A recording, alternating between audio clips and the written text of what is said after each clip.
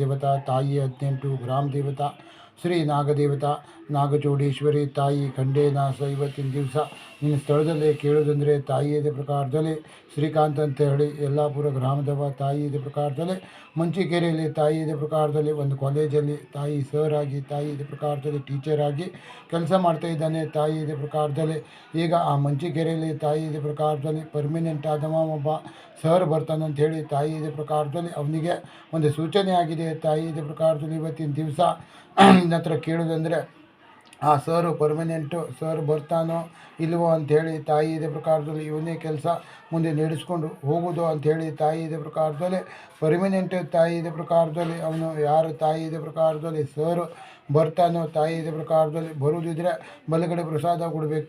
ಇಲ್ಲಾಂದರೆ ತಾಯಿ ಇದೇ ಪ್ರಕಾರದಲ್ಲಿ ಅವನು ಪರ್ಮನೆಂಟ್ ಸರ್ ಬರುವುದಿಲ್ಲ ಇವನೇ ನಡೆಸ್ಕೊಂಡು ಹೋಗೋದಿದ್ರೆ ಎಡಗಡೆ ಪ್ರಸಾದ ಕೊಡಬೇಕು.